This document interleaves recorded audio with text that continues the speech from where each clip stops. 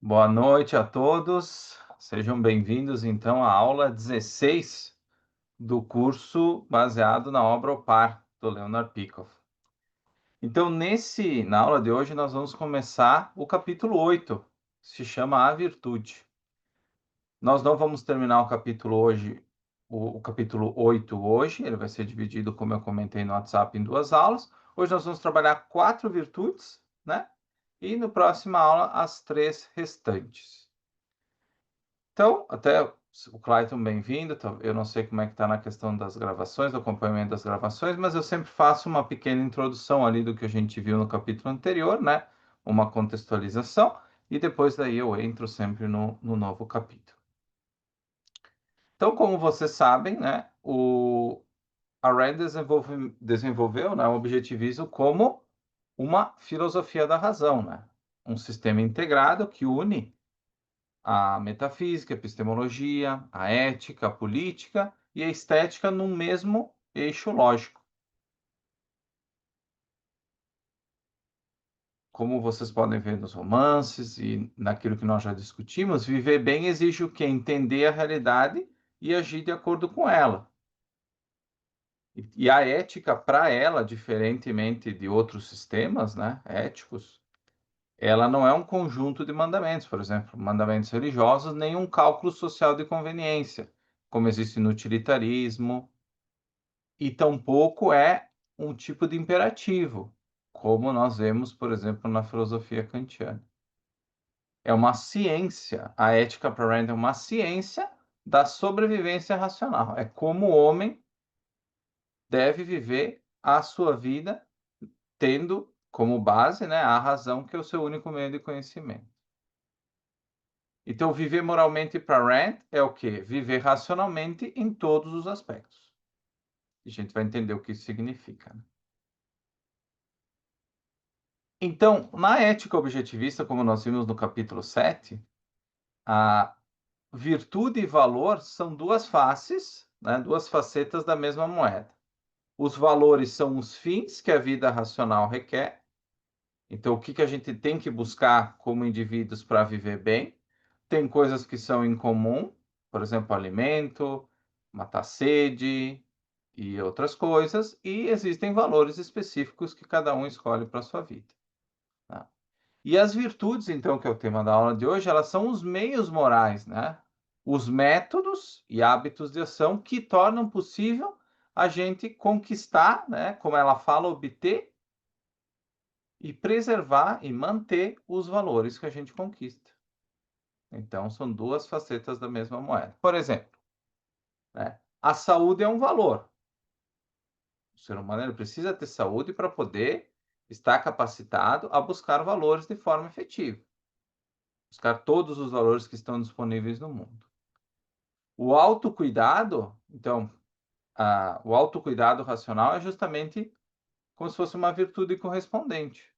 Então, a saúde é aquele fim que a gente quer, e o autocuidado é uma virtude, ou seja, é um meio, que meios que eu vou utilizar, como nós estávamos falando antes ali, remédios, técnicas, terapias, para nós termos uma vida melhor. Então, isso seria a nossa virtude, né? Um meio, a ferramenta. O conhecimento é um valor, logo nós vamos ver, então, a racionalidade é a virtude que torna o conhecimento possível.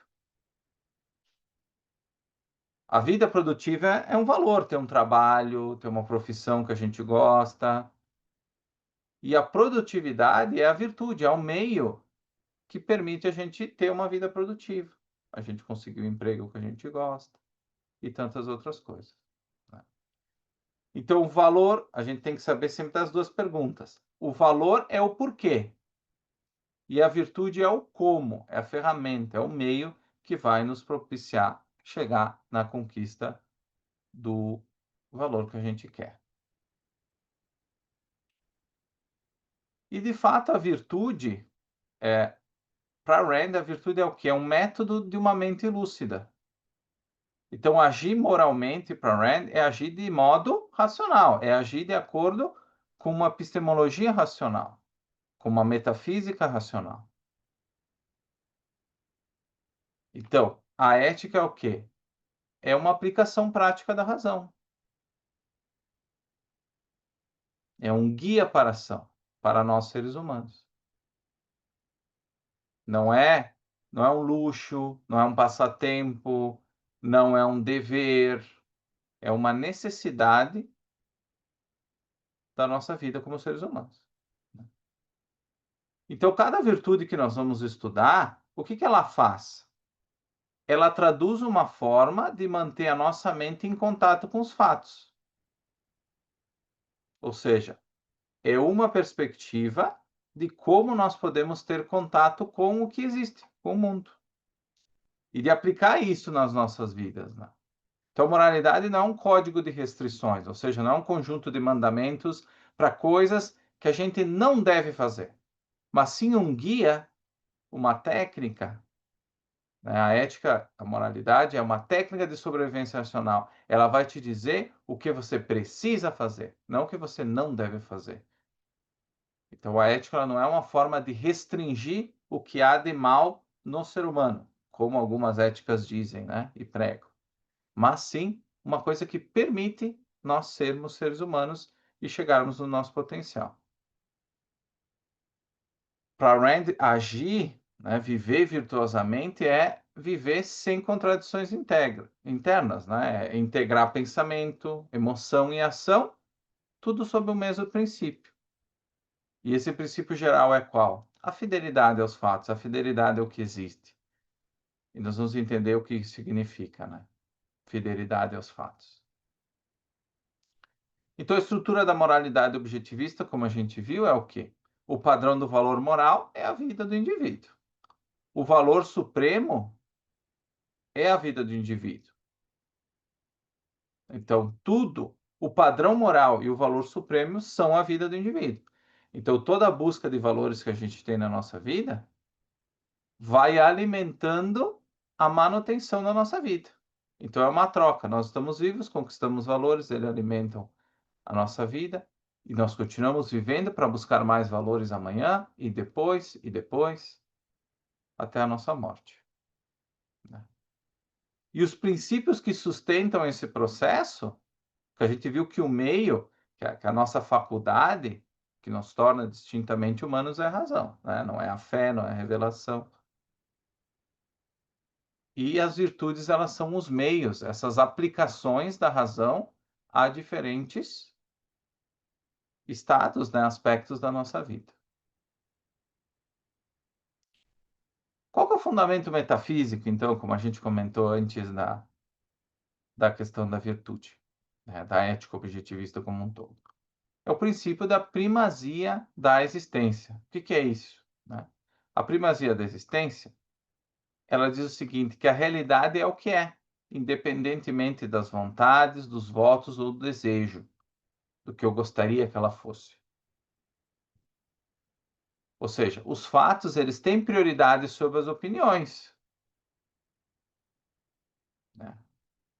Nenhuma crença, tradição, autoridade vai alterar o que é verdadeiro.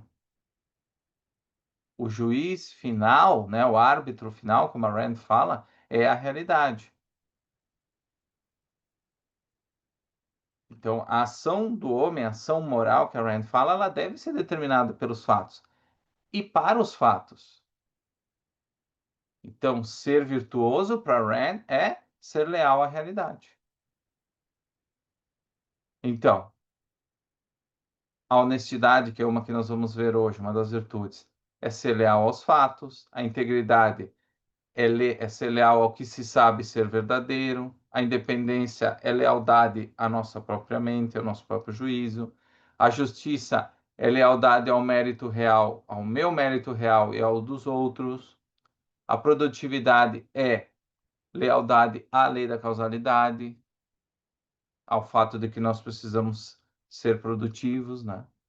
E o orgulho é lealdade à própria identidade racional, é o produto do meu sucesso, é o produto da minha capacidade de mostrar para mim mesmo e para o mundo que eu posso viver na Terra, né? Que eu consigo me sustentar, que eu consigo buscar valores, que eu consigo viver como um ser humano, de fato, ao longo do tempo.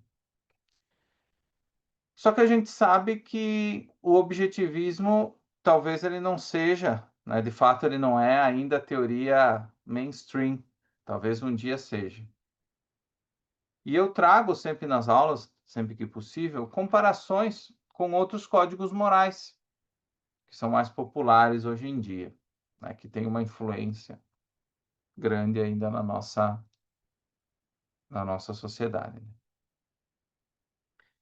E eu vou trazer, então, comparações no estudo de cada uma das virtudes. Eu vou trazer primeiro a definição objetivista e depois eu vou dizer como outros códigos morais entendem, se não diretamente, pelo menos por inferência, o que seria integridade, honestidade nesses outros códigos morais, para que a gente consiga estar familiarizado com o mundo com que existe, né?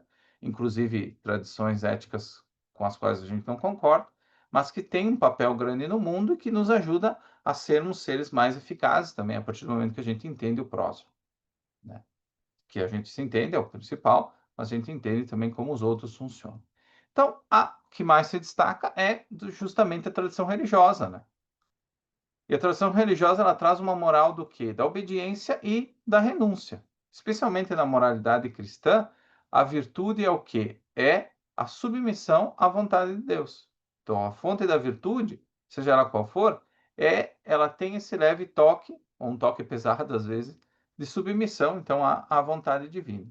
Então, o homem ele é o servo e a mente do homem ela é limitada e pecaminosa. Lembrem que própria questão do trabalho foi uma pena, né, uma penalidade imposta para quem acredita por Deus, a Adão e a todos os seus descendentes, né? Então, aqui seria um local da labuta, do sofrimento, do teste para a salvação de uma vida eterna. E justamente comer o fruto, né, o fato de comer a maçã da árvore do conhecimento, isso gerou essa penalidade. Então, a nossa mente ela é pecaminosa dentro dessa perspectiva religiosa, né? Então, o ideal é sempre a humildade e autossacrifício, né?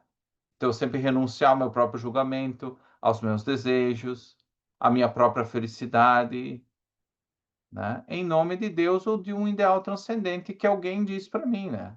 Normalmente Deus ou as instituições que representam esse ser aqui na Terra, né? Tanto que vocês, se vocês têm um pouco de conhecimento nessa linha, o próprio Evangelho de Lucas diz, né? Não se faça a minha vontade, mas a sua, né? A vontade de Deus. Então, nesse modelo, o homem virtuoso é aquele que obedece, mesmo sem compreender. Não precisa compreender. Se ele faz o bem, ele faz o bem por dever, ou seja, porque Deus falou, né? E não por entendimento, não por escolha dele, por uma clareza quanto aos valores que ele tem e porque ele decide valorizar ou não alguma coisa. E a Rand, ela rejeita essa visão, né? Por quê? Essa visão, ela coloca o quê? A consciência divina, né? Acima da existência. Então, ela trata a realidade como algo mudado pela vontade de Deus, essa tradição religiosa. O objetivismo defende o oposto. A existência tem primazia. Os fatos, como eu comentei antes, eles não se dobram à fé. Para Rand, o homem virtuoso, então, é aquele que afirma a sua própria mente, não aquele que nega a sua mente por ela ser pecaminosa, porque Adão comeu a fruta, né? E a Rand sempre fala que obediência cega não é moralidade, é servidão espiritual. Então, eu seguir um mandamento sem ter um contexto, eu fazer coisas porque supostamente um ser sobrenatural disse, isso não é ser moral, não é ser virtuoso para Rand, mas sim é um tipo de escravidão, é um tipo de servidão espiritual. Na tradição religiosa também, o altruísmo é o bem supremo, né? É a forma como você alcança o bem, como você faz o bem para o outro. Mas, se o bem é o que promove a vida racional, como a Rand fala, se são os valores que tornam a nossa vida bacana e tudo mais, o sacrifício de mim mesmo, da minha vida, do meu ego, ele tem que ser destrutivo. Então, o que significa altruísmo? Né? Colocar os outros acima de si.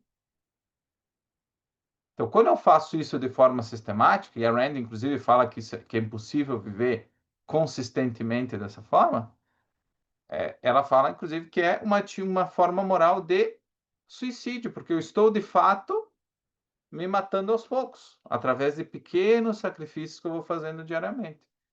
Porque lembre que ter uma filosofia racional, o objetivismo é a filosofia, como a Rand falava, para viver na Terra. Então, ela é a filosofia consistente, é uma filosofia que exige esforço, que exige repetição, que exige prática diária.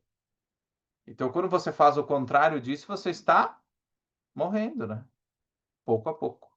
A Rand quer que você viva, né? Que você prospere, que você alcance os seus valores mais elevados e que, ao final disso, seja feliz, que esteja vivendo esse processo de forma positiva e não se sacrificando pelos outros, né? Então, para Rand, virtude é seguir a verdade, mesmo contra a autoridade, seja ela do coletivo, de Deus, porque a lealdade é com a realidade. Esse é o critério moral válido. A realidade, os fatos, né?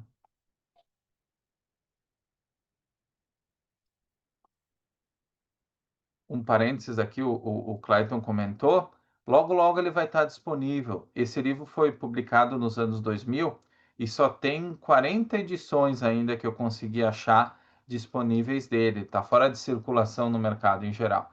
Então eu vou compartilhar o link com vocês, para todo mundo no grupo, mas especialmente para quem tá chegando agora, né?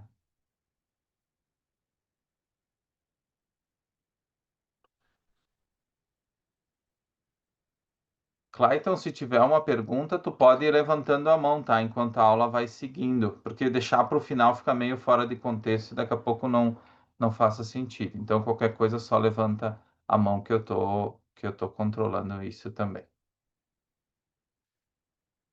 A segunda tradição que é muito comum e que ela toma diversas formas, a gente discutiu sobre o pragmatismo, por exemplo, na aula passada, é a tradição utilitarista, né? Que é o que? A moral da conveniência e do cálculo. A moral de fazer o que parece funcionar no momento. A gente vai ver depois outros exemplos. Então, o utilitarismo, como você sabe, ele foi criado pelo Jeremy Bentham e pelo John Stuart Mill, e ele substitui, então, a fé que a gente acabou de ver por um novo critério. O bem, então, ele não é o que Deus quer nessa perspectiva, mas o que produz o maior prazer ou felicidade para o maior número de pessoas, né? Então, em vez de mandamentos, nós temos cálculo de consequências. Então, o homem virtuoso, para essa perspectiva, é aquele que maximiza resultados positivos. Mas não importa os meios, então ele não precisa ser virtuoso no quesito das virtudes objetivistas, por exemplo. Ele pode mentir, trapacear, sacrificar, se isso beneficiar mais pessoas. Vocês lembram que esse tipo de argumento foi usado pelos ditadores ao longo da história, né? Eles estavam fazendo só o bem para as pessoas. Uma coisa que só estava na cabeça deles, né? Então não tinha problema, por exemplo, na União Soviética, matar um monte de gente, deixar um monte de gente passar fome, porque o ideal, o que eles estavam pensando era uma coisa boa, era fazer o bem para o maior número, mesmo que tivesse algumas consequências, que era a perda de alguns milhões de mortes, né? Mas isso né? Não tem como matar, né, o gado sem sujar as mãos, né? Eu não me lembro do ditado corretamente, depois se alguém lembrar, pode colocar ali no chat. Mas, enfim, é justamente essa perspectiva, né? Não tem como a gente chegar nesse ideal sem esse sacrifício, especialmente sacrifícios humanos, né? É uma prática muito comum ao longo da história por diversos regimes, né? Então, o princípio, uma pessoa que lida, que é pragmática, que é utilitarista, né, nesse sentido filosófico, ela não segue princípios, né? Então, porque o certo ele depende do resultado final. Então, os meios não importa. Então, mentir, roubar, trair pode ser justificado em alguns casos, né? Eu vou ter que sujar as mãos para conseguir o resultado. E tá tudo bem, não importa, né? Para essa visão, não importa os meios. Então, isso destrói a moralidade, como a Rand entende, porque se o critério não é mais a realidade e a conveniência do momento, ele vai mudar toda hora, né? Não faz sentido eu trabalhar com uma ideia consistente de ética e moralidade para uma vida inteira, se tudo muda de um momento para outro. Não precisa de princípios, se é tudo mutável, tudo está mudando, não tem nenhum critério, né? Se é tudo à la volonté, conforme me dá na telha, eu não preciso de princípios, né? O único princípio é não ter princípios, porque o princípio, nesse caso, me prejudicaria na hora de agir tão rapidamente, né? Por conveniência. Seria uma coisa que me atrapalharia, né? Nessa visão. Outra coisa, né? A verdade era substituída pela utilidade, como diz a própria tradição, o nome da tradição. Então, isso está funcionando? Vai servir para agora, o jeitinho brasileiro, né? Isto é verdadeiro? É tudo, a decisão é muito específica naquele momento e ela muda de uma hora para outra. O padrão, né, que deveria servir para a decisão.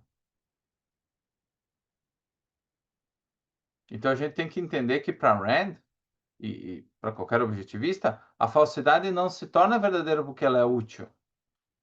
Então eu enganar meu cliente na hora de uma venda, isso não se torna certo porque eu vou trazer o resultado para o fim do mês. Não torna isso certo porque funcionou, porque o meu chefe gostou, porque eu bati a meta, que era, no caso aqui, né, o resultado final. Não torna isso moral. Eu continuei falsificando a realidade. Eu menti para o meu cliente. Tá? E, por último, quando a gente fala de defeitos coletivos, ou seja, se o valor moral de alguma coisa depende de efeitos coletivos, no caso, o maior bem para o maior número, o indivíduo ele se torna só mais uma peça num jogo de xadrez, né? Ou seja, ele se torna um meio para fins alheios. Não se fala mais de indivíduo. O indivíduo ele vai se perder dentro dessas maquinações, dentro dessa filosofia que ela não, ela não dá prioridade para o indivíduo e para o que o indivíduo quer. Ela dá prioridade para esse efeito, para esse resultado coletivo, né? Então, o homem ele deixa de ser um agente moral, como era na União Soviética, e ele passa a ser uma estatística. Então, se matasse 100 mil, 1 milhão ou 10 milhões, tanto faz, porque era tudo um sacrifício necessário para a obtenção de um fim supostamente ideal, né? Que era a divulgação do comunismo, a expansão desse império ao redor do mundo. Então, o indivíduo ele se torna estatística, né? Não se torna não se fala mais do indivíduo, né? Tanto que o termo individualismo praticamente não aparece num contexto de União Soviética, por exemplo. Ninguém está falando disso. A discussão não está nesse nível, ela está no nível coletivo. O que faz, o que é bom para o coletivo, o que é bom para o império. E o indivíduo ele é só uma engrenagemzinha dentro desse sistema, né? Que se der problema a gente substitui por outro, ele é descartável, né? Ele não é o foco da ação individual, né? Então, antes da gente entrar na primeira virtude, eu sempre faço o fechamento de cada sessão do estudo com uma aplicação contemporânea disso, né? Para que não fique uma coisa muito abstrata, para vocês conseguirem trazer isso para a realidade. Então, o debate ético, falar de ética, falar sobre virtude, pode parecer uma coisa distante da nossa vida cotidiana, né? É difícil achar alguém na rua falando de virtude. E aí é normal muitas pessoas pensarem que isso é uma discussão para a faculdade de filosofia, né? Só que, na verdade, o debate ético, especialmente sobre virtudes, ele aparece em todos os dilemas atuais. Eu vou citar um exemplo. Por exemplo, a fake news e a manipulação digital, né? Hoje a gente vê que existem muitas informações falsas, né? e que elas tomam um nível de escala coletiva, né? Então, tem, por exemplo, a tentativa de criar realidades alternativas para manipular emoções e poder político, né? Tudo aquilo que acontece nas conspirações, né? Que as pessoas, que o tio do WhatsApp compartilha no grupo, né? E todos esse tipo de montagens, golpes que existem por aí, né? Tudo isso nada mais é do que uma criação de uma realidade alternativa, né? E aí muita gente pode perguntar, tá, mas por que as pessoas caem no que elas sabem ser falso? Muitas vezes elas entendem que isso está estranho, que cheira mal, né? Que parece um golpe. E por que elas caem nisso da mesma forma, né? Porque, infelizmente, a maioria das pessoas ela escolheu a primazia da consciência, né? De que a minha consciência cria o mundo, cria realidades paralelas, né? E deixa de lado a primazia da existência que a gente falou antes, né? Então elas trocam os fatos, o que elas sabem que é verdade, pela conveniência, pelo que elas gostariam que fosse. Então elas caem em golpe de pirâmide, elas são enganadas em empréstimos, elas acreditam em notícias falsas, em montagens. Agora, na era da IA, mais ainda, porque sim, muitas cópias e golpes e tramas são muito bem produzidos, né, com o auxílio da inteligência artificial, né, desses modelos. Então, assim, é muito fácil se deixar levar, né, e muitas pessoas se deixam levar mesmo por essas questões. Mas não porque elas sejam ignorantes ou burras, mas porque elas adotam essa primazia da consciência que a gente viu, que é dar voz não para os fatos, não para a existência, não ser orientado para a existência, mas sim ser orientado pelas fantasias, pelos enganos, pelos engodos, né, que existem por aí nas suas mais diversas formas. Outro exemplo, a cultura do cancelamento, né? O medo de dizer o que se pensa, mesmo diante de uma verdade evidente, é uma forma de abandono da independência, que a gente vai ver agora essa próxima virtude, né? Então, quando o consenso social, ou seja, o que a maioria acha que é verdade, se torna o critério de juízo, a coragem cognitiva, né, a coragem de cada indivíduo de buscar a verdade, ela desaparece, porque o grupo está pressionando. Então, muitas pessoas acabam deixando de falar, deixando de se posicionar, ou são de fato canceladas, né? E não podem se manifestar. Então, isso é muito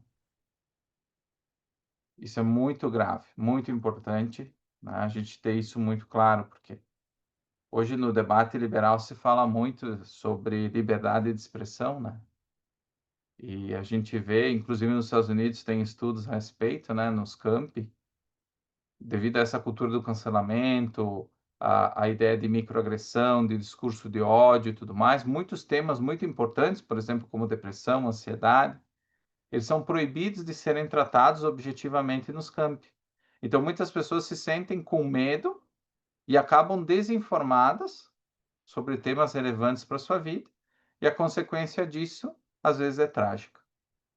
Então, como é importante nós podermos falar o que nós pensamos. Não só na questão política, mas principalmente nós somos seres que precisam falar. A Rand sempre destacava que o primeiro benefício da fala não era a comunicação com o outro, mas sim a nossa própria clareza enquanto ser humano, a nossa capacidade cognitiva, a nossa capacidade de formar conceitos, porque isso é fundamental para nós podermos viver na Terra. Então, sim, em segundo momento, é legal a gente ter uma linguagem para a gente conversar com os outros. Mas, em primeiro lugar, ela serve para a nossa própria clareza, para a nossa própria vida. Isso é um outro insight muito importante para quem está começando agora também, pensar a respeito. Que liberdade de expressão não é só para sair fora, gritar contra o meu candidato político, ou falar mal do juiz, ou não sei outra coisa, ou para gritar no futebol. Mas sim para eu poder ser um ser racional, viver como um ser racional. Então, vamos entrar agora na primeira virtude que a Rand traz, né? Que é a primeira virtude derivada da racionalidade, que é a independência, né? A racionalidade, como já foi falado em outras aulas também, é a virtude que diz que nós precisamos manter a nossa mente voltada para a realidade, que é aquilo que eu estava falando agora. A independência é o quê? É dizer o seguinte: tá bom, eu confio nessa mente e somente nela para guiar a minha ação. Então, a independência é o quê? É pensar e agir por conta própria, reconhecendo a realidade como autoridade final, ou seja, lealdade aos fatos, que é aquilo que a gente viu.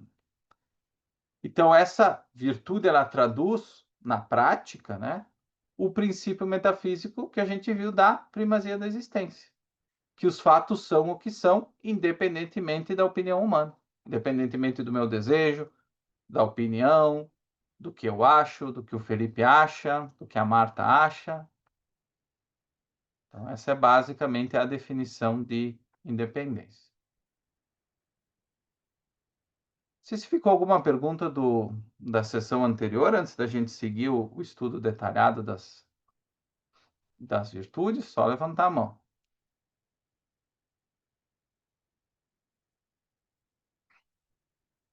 É verdade, a Marta acha muito boas coisas, dá ótimas sugestões de livros. Convido vocês também a seguirem ela no Instagram, sempre tem coisa boa. Mas voltando então sobre a questão da virtude da independência. O que significa ser independente?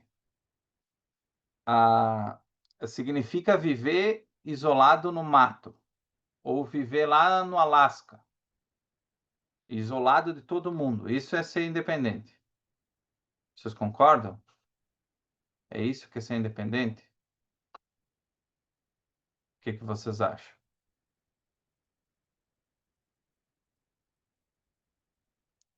Não. Ser independente para o objetivismo é o quê? É viver como causa e não como consequência. O que significa isso? É formar os meus próprios julgamentos e me sustentar pelo próprio trabalho da minha mente.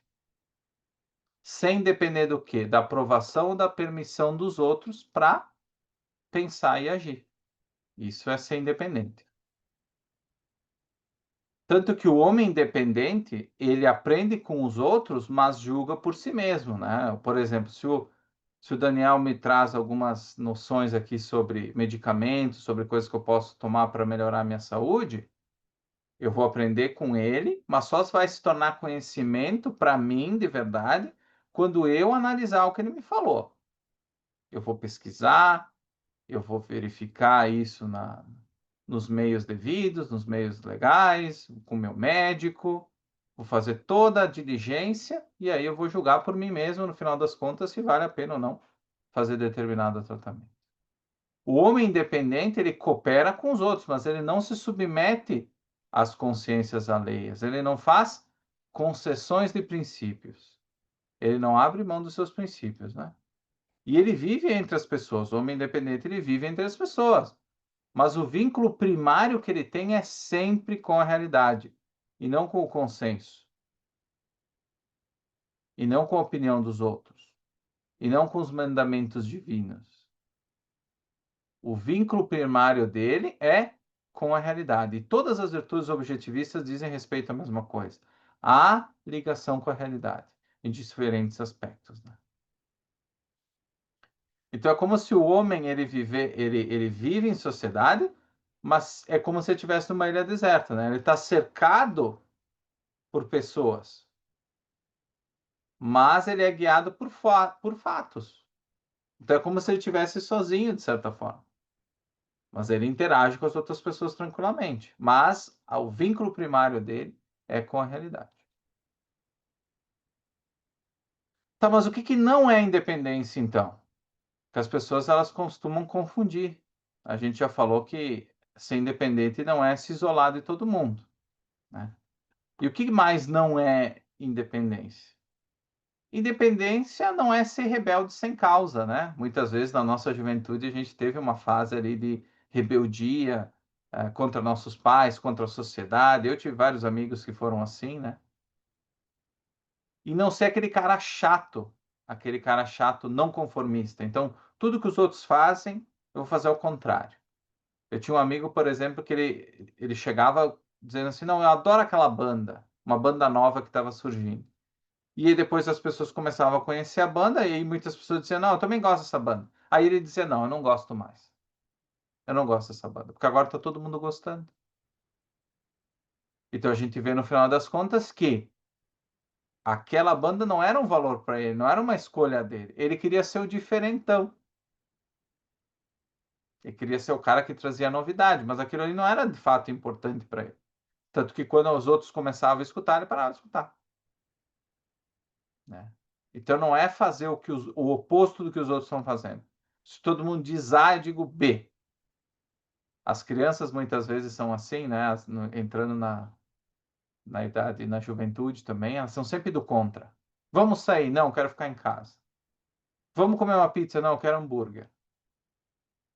A gente vê esses comportamentos, que esses comportamentos não são significados, não, é uma criança independente. Não, não. É um rebelde, é um rebelde sem causa, uma pessoa que ela quer provocar, ela quer gerar essa discussão, esse conflito. Ela não é independente. Ela não está em busca de uma coisa que ela quer. Ela quer tentar se impor, impor a sua vontade com relação aos outros. Mas ela não está falando o que ela quer de verdade.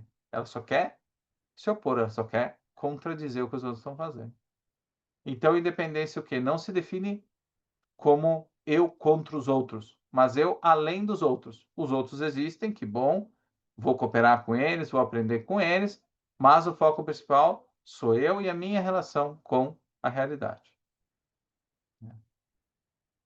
Então, todas as virtudes, elas têm dois componentes, um componente intelectual e um componente existencial, todas elas que a gente vai trabalhar. Então, o intelectual é o quê na virtude da independência? Formar o próprio julgamento racional. Então, examinar as ideias, buscar evidência, integrar o conhecimento, como eu comentei da questão do Daniel, e aceitar o risco de errar, porque nós podemos errar também. Outro aspecto é recusar dogmas, slogans, autoridades cegas, mandamentos, tudo isso que vem pronto, né? Que vem como ordem, como dever, normalmente a pessoa independente ela vai olhar de canto, ela vai recusar, né? E o componente existencial que é a decisão de viver segundo esse julgamento que eu fiz, né?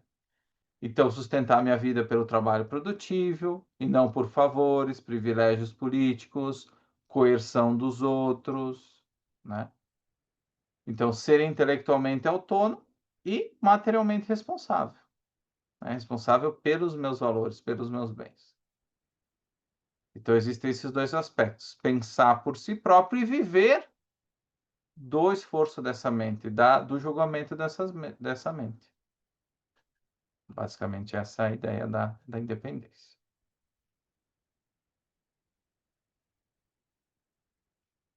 Exatamente, o Felipe coloca aqui, né? Você é independente, mas você não se dissocia da realidade fazendo isso, né?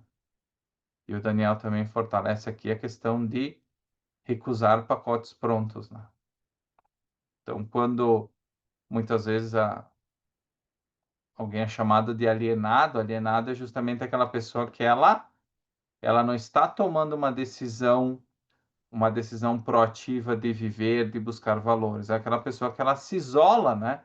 Ela evade desse esforço e ela adota uma opinião pronta, né, para poder substituir a sua, para que ela possa viver.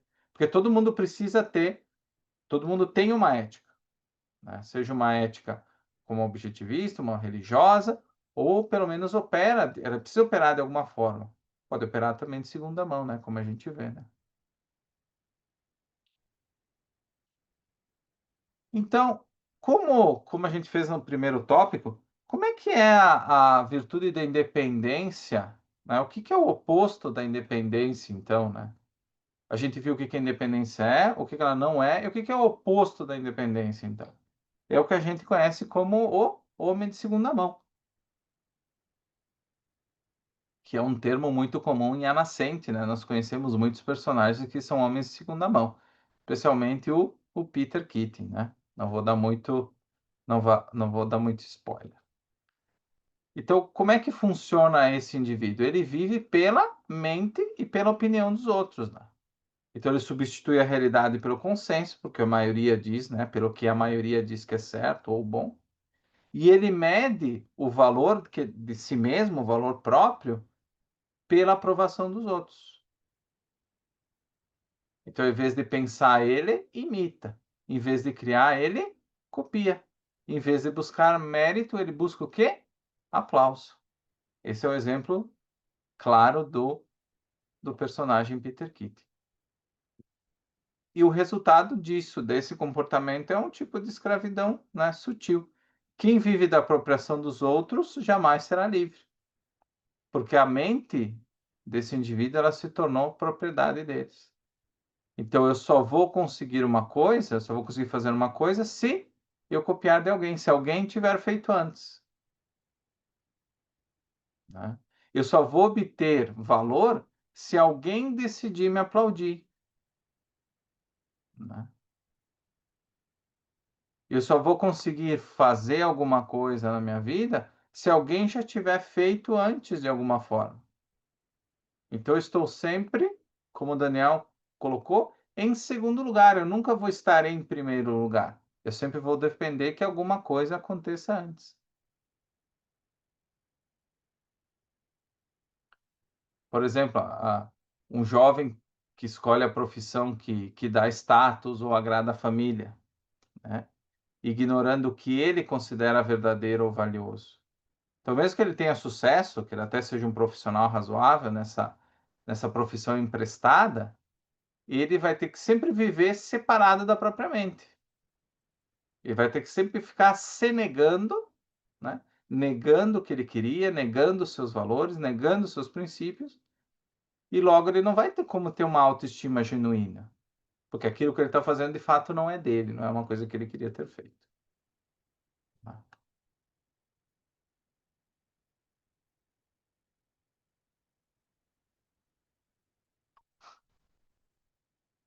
Então, é sempre bom a gente voltar, né, para a questão dos ramos anteriores da filosofia. Como a gente viu lá no início da aula, não existe ética no vácuo, né? Ou seja, uma boa ética ela é baseada numa boa metafísica e numa boa epistemologia. Então, no caso do objetivismo, de onde é que vem isso? A ética depende do quê? Quais são os pilares? Metafisicamente, então, a independência expressa o reconhecimento do quê? De que os fatos são absolutos, como a gente viu. E epistemologicamente, a independência traduz o uso da razão individual, que a gente já viu, como meio de contato com o real, né, com o que existe, que é aquilo que o Felipe colocou no chat ali também. E eticamente, então, a virtude da independência manifesta a escolha de viver como causa e não como efeito. Como causa é o quê? Como criador, como pessoa independente, que vive pelo seu próprio julgamento e que age sobre eles. Então, essa é a ideia da virtude da independência. Mas a virtude da independência ela tem sido vista diferentemente por aquelas duas tradições que eu citei, né? E aqui nós poderíamos ter uma lista enorme de variáveis, né, de outras filosofias, como elas entendem essas virtudes. Por limitação de tempo e escopo, nós não podemos fazer isso, mas eu sempre trago um pouquinho das mais particulares, né, das mais populares. Na visão religiosa, né, pensar por conta própria não é uma virtude. Então, a virtude da, da independência, ela não, ela entendida como entendida pelo objetivismo, ela não é uma virtude. Pelo contrário, ela é um perigo moral do ponto de vista religioso.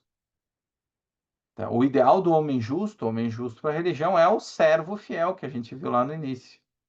É aquele que submete o seu julgamento à vontade de Deus e demonstra humildade intelectual, porque nós não somos oniscientes, então nós temos que ser humildes quanto ao nosso conhecimento, né? Admitir que a gente não sabe tudo e que por isso a gente sabe muito perto de nada, né? Essa é a visão religiosa, e que por isso nós precisamos nos submeter ao julgamento da vontade desse ser superior que conhece tudo, que tem todas as certezas, que tem todas as respostas, né?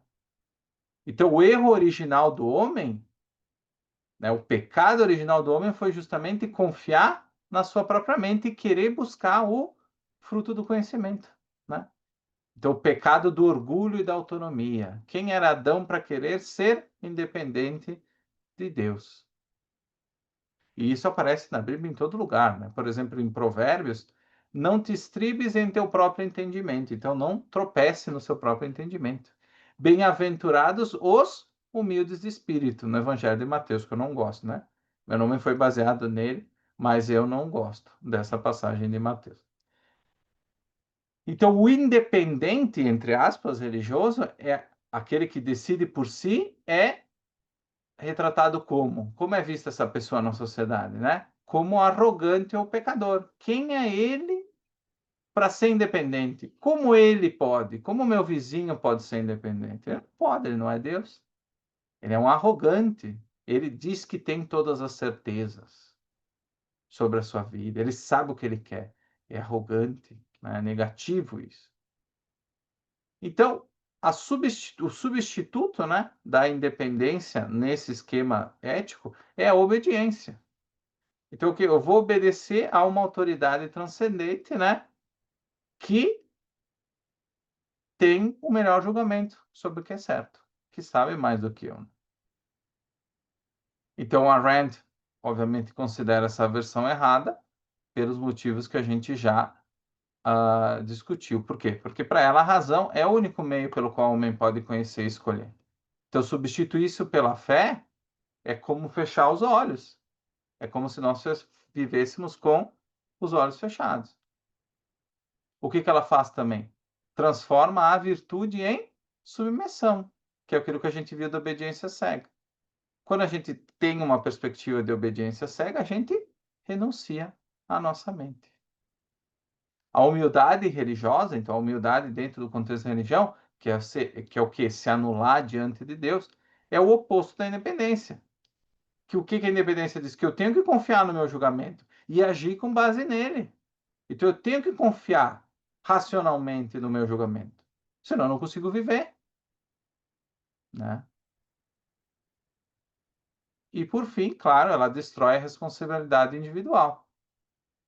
Então, se a mente humana é incapaz de julgar por conta própria, ninguém é responsável pelo que faz, apenas por seguir ordens. Então, eu não posso ser culpado do pecado, dos erros, de qualquer coisa má que eu venha a fazer. Por quê?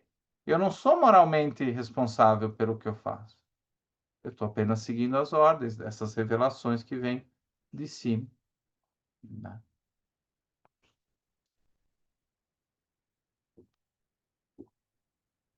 E na visão utilitarista, o que é integridade?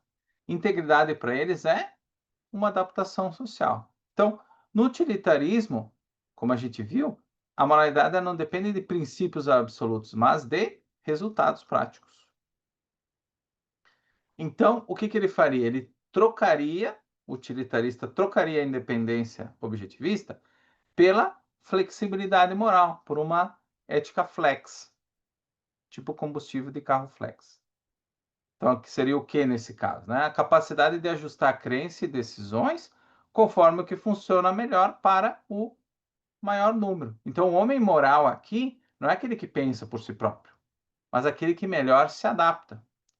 Então, aquele que faz mais concessões, que molda sua conduta ao que os outros querem, as políticas públicas ou as demandas sociais, né? Então, há uma confusão, né, entre razão e pragmatismo. Porque o pragmatismo diz o quê? Que é útil pensar quando ele pode cumprir algum objetivo específico. Não tem nenhuma preocupação com o que é verdadeiro e nada. É só aquele que funciona, é o jeitinho brasileiro, né? Novamente, essa visão, né, ela destrói o princípio da autonomia racional, da autonomia do indivíduo, né? Então, se o certo depende do que a maioria está dizendo que é certo, pensar por si próprio se torna um vício, ou seja, uma coisa negativa do ponto de vista humano, né? Do ponto de vista da interação com outros seres humanos.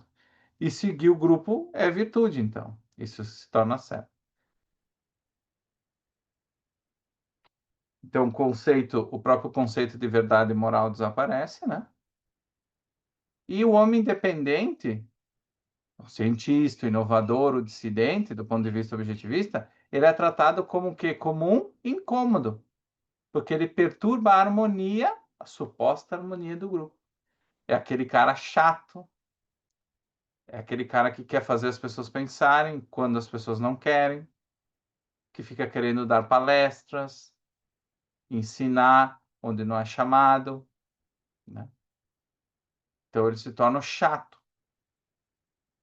Então ser independente, nesse caso, é visto como um vício, né? Então a gente entendeu ali que o objetivismo é o quê? O homem virtuoso é o que usa a própria razão como autoridade final, que tem lealdade, como a gente viu lá no início, à própria mente. Essa é a visão objetivista. Então, a conclusão desse comparativo, né? A religião diz, seja fiel à vontade de Deus. O utilitarismo diz, seja fiel à vontade do grupo. E o objetivismo diz, seja fiel à realidade e à sua própria mente. Essa é a lição principal. Então, essa é a nossa discussão sobre independência. Queria saber se vocês têm alguma pergunta antes da gente passar para a segunda, que é a integridade. Oi, Matheus, tá me ouvindo? Sim, Você falou do utilitarismo e também do pragmatismo, né? Eles não são a mesma coisa, mas eu não sei, eu fico raciocinando se eles têm algum tipo de relação. sim, eles são parentes próximos, vamos dizer assim, nesse caso. É bem, no caso, a aplicação do pragmatismo, a gente fala muito no nível individual, mas a gente vê que as consequências dele, ele é muito popularizado nas grandes relações, né? Nas relações políticas, por exemplo, nas relações empresariais. Então, a gente vê que uma decisão, daqui a pouco, individual, ela tem repercussões sociais muito grandes. Então, eles têm me parece que eles têm uma raiz comum, né? Por isso que às vezes eu trago o exemplo, é, o exemplo como intercambiável ali. Até como o Felipe colocou ali, o critério utilitarista e pragmatista do bom é arbitrário. Então, eles compartilham dessa raiz comum. Comum, né? Por isso que os exemplos, eles conversam entre si. Né? Tá certa a tua impressão, sim.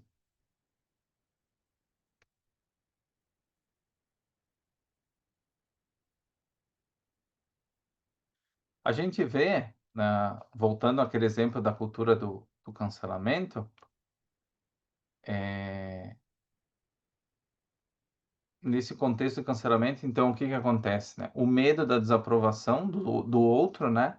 Do vizinho, da sociedade como um todo, ela substitui o raciocínio. Então, o homem independente, aquele que fala, que pensa e que fala conforme a realidade, o Felipe gosta de fazer muitas reflexões pertinentes, ele passa a ser tratado como insensível ou problemático, uma pessoa que não tem a que não consegue ver o outro como ser humano.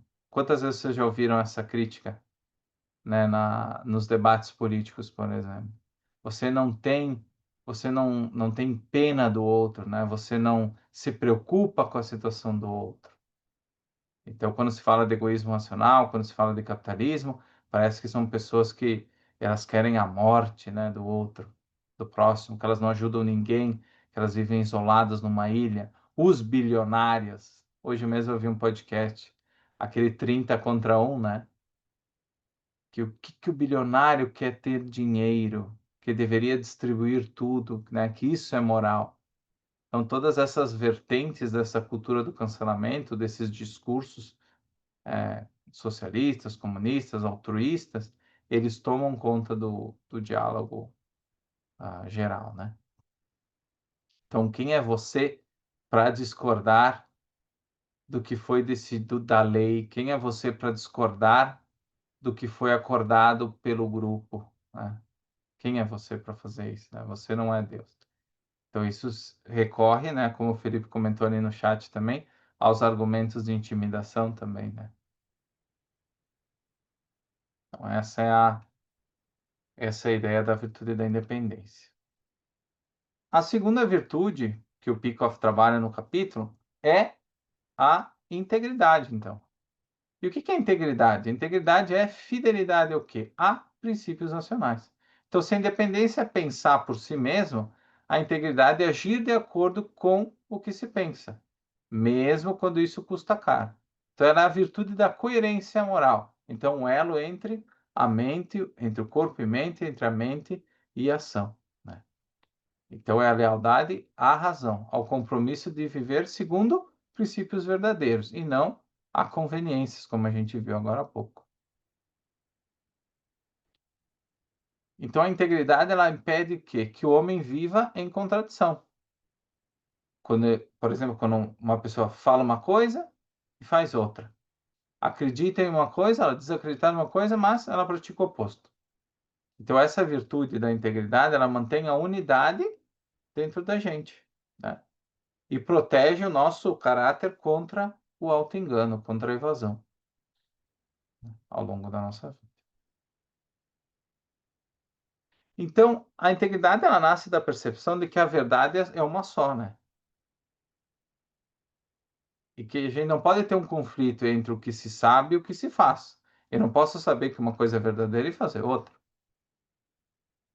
Então, viver com integridade é o quê? É recusar, né? Eu me recusar a dividir a mente em compartimentos. Um racional, outro prático, outro religioso, outro pragmático. Então, isso não é ser um homem íntegro, né? Então, o homem íntegro, pro objetivismo, ele não negocia o que ele sabe ser verdadeiro. Ele não muda de ideia por medo ou conveniência, mas apenas se surgirem fatos novos, né? Que guiem, né? Que digam, olha, tem alguma coisa errada naquilo que eu estava pensando. E ele não separa o discurso da conduta. O que ele fala, ele faz. Ele é sempre essa integração, esse resultado completo. Então, a integridade ela acaba sendo a prática da racionalidade, o ato de transformar o conhecimento em ação. Então, viver como um ser integrado, né? Como um ser único e não dividido. A gente vê muitos discursos, né? Eu já vi muito em academias também, não, que o homem é um conjunto de reações químicas. Então, se eu souber quantas miligramas de determinado suplemento usar, vai estar tudo certo, eu vou ser o melhor ser humano possível, né? Não preciso não se fala em mente, não se fala em decisão, não se fala em escolha, se fala em agrupamentos de átomos, né? Essa decisão pronta, essa fórmula matemática, né? Muita gente fala de vida pessoal e vida profissional. Na minha vida pessoal, eu sou de um jeito. Na minha vida profissional, eu sou de outro, né? Eu ajo diferente. Eu sou objetivista na minha relação com os outros dentro de casa, com a minha família. Mas lá no trabalho eu sou pragmático. Então lá eu não tenho princípios, lá eu faço o que precisa no momento. É quando eu chego em casa eu volto a ser objetivista. Infelizmente, fazendo isso você não é uma pessoa íntegra. Como a gente fez antes, né? O que não é integridade, então? É importante a gente saber o que é e o que não é. Integridade não é teimosia nem rigidez moralista, né? Rigidez moralista é o quê? É tu ser aquela pessoa, por exemplo, que se guia por os mandamentos sem respeitar o contexto. Eu me lembro, na época da minha vivência religiosa, né, no meu passado religioso, tinha, que se chamava aqui na Serra, pelo menos, chamava as beatas, né? Que eram aquelas mulheres que elas iam para a igreja, senhoras mais antigas, fofocavam, falavam mal, iam para a igreja rezar. Mas elas da porta para fora, elas fofocavam, falavam mal do vizinho, falavam mal dos filhos e tudo mais. Esse tipo é uma pessoa suposto moralista. É aquele que da boca para fora, né, ele fala, não, tem que ser assim, tem que seguir os mandamentos, tem que ir ali na missa e tudo mais, tem que amar o próximo, mas na hora que sai da porta de casa, ela fala mal de todo mundo, ela não gosta da família, é uma péssima mãe, enfim, não tem valores claros, não segue nenhum princípio, faz o que quiser. Então a gente vê muitas vezes isso, né? Então, dá muito trabalho ser íntegro, não é uma coisa automática, como a gente sabe, né? Nenhuma das virtudes é automática, né? Todas exigem esforço, né? Exigem a aplicação, né? Então, integridade não é rigidez moralista, né? Mesmo que você diga acreditar numa coisa, mesmo ela não sendo verdadeira, não se torna, vamos dizer assim, um ideal de moralismo, né? Outro exemplo normal é o sinalizador de virtudes, né? Ele não é virtuoso, mas ele fica sinalizando: olha, pessoal, vamos ser virtuosos aqui, vamos cuidar do meio ambiente, não vamos falar mal daquele grupo lá, vamos cuidar com isso, não vamos gastar o dinheiro, né? Vamos redistribuir o dinheiro para os pobres. Mas daí na decisão, na vida deles, não fazem isso. Não doa, não ajuda ninguém. Se puder, faz um esquema de corrupção, como alguns políticos. Então, também tem essa ideia de sinalizador de virtude, né? Como se fosse um farol da virtude, mas na verdade, na prática, ele não existe, né? Fala, Daniel. Então, Matheus, é uma coisa que eu percebo em comum a muitos desses exemplos que você passa, é, é a normalização da ideia de compartimentalizar a consciência, né? Como se a pessoa fosse uma coisa num lugar e fosse outra coisa diferente em outro, e que isso fosse normal. Mas isso é uma coisa que desintegra a consciência, né? Porque não tem como ser, não tem como A não ser A. Exato, porque uma das coisas que a gente vê também como exemplo disso que tu trouxe é que quando, por exemplo, eu falei de vida pessoal e vida profissional. Quando está no contexto da tua família, não é o mesmo contexto do que na tua empresa. Ou seja, tu precisa desenvolver elementos, faculdades do teu próprio ser que são diferentes em ambientes diferentes.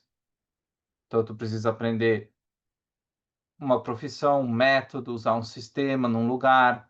Tu precisa se relacionar com as pessoas de forma diferente. Então, são de fato contextos diferentes. Mas os teus princípios, eles não vão mudar, porque você está em contextos diferentes. O princípio, ele não muda. Então, se você é um Mateus com um determinado grupo de princípios, por exemplo, eu não vou, eu não aceito roubo, eu não aceito fraude, eu não aceito mentira dentro da minha relação familiar. Então, eu não posso ficar numa empresa onde que eu seja forçado a mentir, a enganar, a fraudar um cliente e achar que tudo bem. Isso vai gerar o quê? Como tu comentou, não só compartimentalizar, não só uma separação, né, artificial das coisas, mas de fato vai destruir a tua mente, porque parece que você está operando com dois sistemas diferentes ao mesmo tempo, né? Seria, seria manter uma contradição em mente como se ela não existisse essa contradição. É um contrassenso, né? É uma coisa nociva, né? Com certeza. Isso com o tempo vai, como tu disse, vai acabando com a tua capacidade psicológica e moral. Porque essa contradição ela te cansa, né? Porque tu fica criando duas personas diferentes. E o nosso o ser humano ele é integrado. A natureza dele é ser um ser integrado. Então sempre que ele não é integrado, ele sofre, né? Ele tem prejuízos cognitivos muito grandes. Ele enfraquece a capacidade de diferenciar as coisas também, né? Exatamente, que foi o que o Felipe colocou ali, né? Sem princípio, sem um princípio integrador, você fica confuso, né? Você fica confuso, porque cada coisa que aparece, tu tem que reagir de uma forma nova, como se aquilo nunca tivesse acontecido na tua vida. Então é justamente isso, tu não tem um padrão, tu não tem um princípio, tu não tem um norte, né, como as pessoas falam, para você se guiar no mundo. Então você fica meio com aquela ideia de quando tá dentro do metrô, vem alguém te empurra para um lado, alguém te empurra para o outro. Então tu não tá, tu perde o controle sobre a tua própria vida, né? E aí tu começa a ser levado pelas situações, ser levado pelas opiniões dos outros, porque tu perde a segurança na tua própria capacidade de viver no mundo. Tu começa a pensar, tá, mas tudo que eu achava, será que tá certo? Tu se torna cético, né? Tu começa assim, tá, mas será que não dá certo no trabalho? Mas será que o que eu estou fazendo em casa tá certo ou tá errado? Ou será que o cara do trabalho é o certo? Será que aquele cara é o íntegro? Ou eu sou eu aqui em casa? Então tu vai criando personalidades diferentes, é quase uma coisa neurótica, né? Tu vai criando personalidades diferentes. E no final quem sofre é justamente o teu caráter, né? Porque ele vai se desintegrando com o tempo, né? Como tu comentou. Vai se Então, fragmentando, né? exato. Então integridade não é rigidez moralista, não é perfeccionismo. Eu não, para ser íntegro, eu não é que eu seja infalível, que eu nunca é, mas sim que eu seja fiel a uma verdade conhecida, uma verdade que eu fiz esforço para descobrir. E também ser íntegro não é sinalizar virtude, né? Porque quando tu sinaliza virtude, como eu falei, tu tá compartimentalizando a teoria, né? No caso, a virtude, o estudo da virtude, o que ela deveria ser, e a prática. Tu tá esquecendo, né? De fazer a parte prática. Então, por exemplo, quem fala uma coisa certa, mas age por medo ou vaidade, vive na incoerência, né? E destrói o próprio caráter, que foi justamente o exemplo que tu trouxe, Daniel. E como em um outro ponto que o Daniel trouxe, que é bom a gente reforçar, por que que a integridade é vital, então? Porque ela preserva a unidade da consciência, que é justamente o que o Daniel trouxe. Eu sou um ser, eu sou um Daniel. Eu não tenho essas personas independentes, essas personalidades conflitantes que andam por aí no mundo. Então, quem mente, por exemplo, para si mesmo, vive sempre dividido, ansioso e inseguro, né? Já quem é íntegro, se vocês conhecem pessoas assim, você vê que é uma pessoa que ela tem uma paz interior, porque a mente e a realidade coincidem. Os valores e a vida delas coincidem. Os princípios e a realidade e os fatos e as decisões delas coincidem. Não tem conflito, né? Sempre que existe um conflito, existe ansiedade, insegurança, porque você não sabe, né, o que vai acontecer. Você fica confuso, né? Como o Felipe comentou. A integridade é vital moralmente também. Ela garante o que? A confiabilidade no meu caráter, né? Então, só quem age por princípio pode ser previsível, digno de confiança e respeitável. E isso não só um objetivista. É importante, é muito mais fácil lidar com uma pessoa com princípios claros. Pode ser os princípios com os quais eu não concorde, mas pelo menos eu vou saber o que esperar dela, né? Se eu estou dialogando com um protestante, se eu estou dialogando com um pragmatista, se eu estou dialogando com um católico que segue aqueles princípios, na melhor da sua capacidade, eu vou conseguir entender de antemão o que aquela pessoa vai fazer, como ela vai se comportar. Da mesma forma, um bandido, ele é um bandido, ele é um ladrão principiado, né? Ele é um criminoso do início ao fim. Então eu sei que se eu fazer negócio com ele, há uma grande chance de eu sair perdendo, de eu perder a vida, daqui a pouco não só o negócio, é o dinheiro, né? O pior tipo de ser para Rand é justamente aquela pessoa que ela não tem princípios, nem bons e nem ruins, ela não tem princípios. Ela é sempre aquela pessoa do momento. Então, eu estou falando com uma pessoa, com a mesma pessoa hoje e amanhã, e hoje ela age de um jeito e amanhã ela age de outro totalmente diferente. Então, com essa pessoa eu não tenho como lidar com ela ao longo tempo.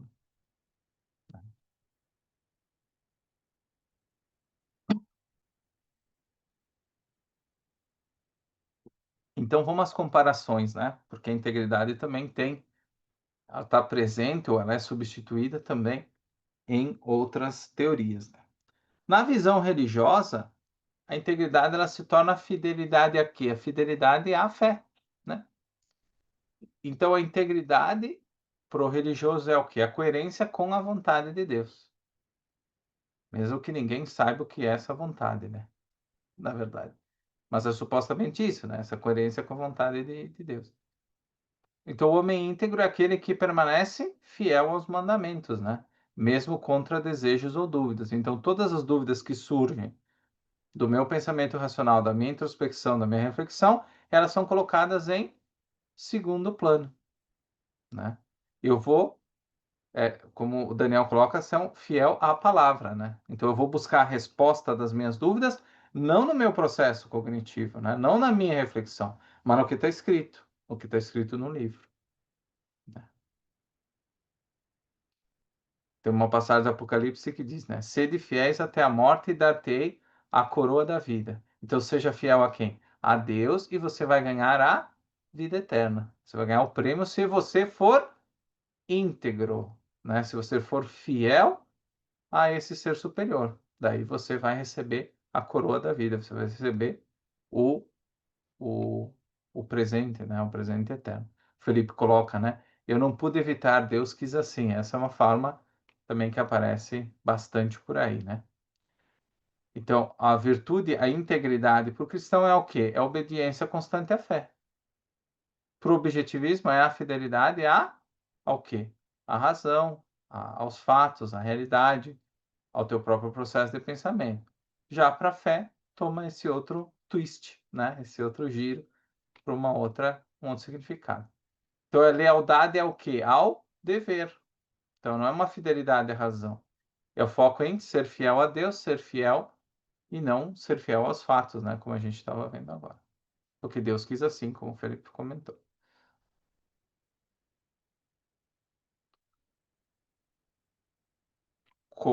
Por que que a Rand rejeita essa visão, né? Porque o padrão de integridade passa a ser a fé e não os fatos. Então, a gente pode, dentro dessa perspectiva religiosa, ter uma crença falsa e dizer que a gente está agindo com integridade. A gente pode fazer isso. No objetivismo, não. Ela anula a razão. Por quê? Porque o dever é obedecer, não compreender. Então, o homem bom é aquele que cala propriamente em nome da revelação divina, do que Deus disse. Então, o que vale é o que está ali na Bíblia. Eu posso até tentar ter uma interpretação daquilo que está escrito, mas a base é o que está escrito, não é a minha cabeça, não é o meu pensamento, né? Tanto que existem diversas interpretações das mesmas passagens bíblicas, por exemplo. Mas o que vale, em primeiro lugar, tanto que muita gente diz que nós temos que voltar ao livro, que a gente não pode confiar no julgamento dos outros homens, dos pastores, dos padres, tudo mais. Nós temos que voltar ao livro original, não à nossa mente, mas ao livro. Então, nós temos que voltar àquele livro, que ali está a verdade, né? A gente só precisa ler, está pronta ali, e a gente traz para a nossa vida.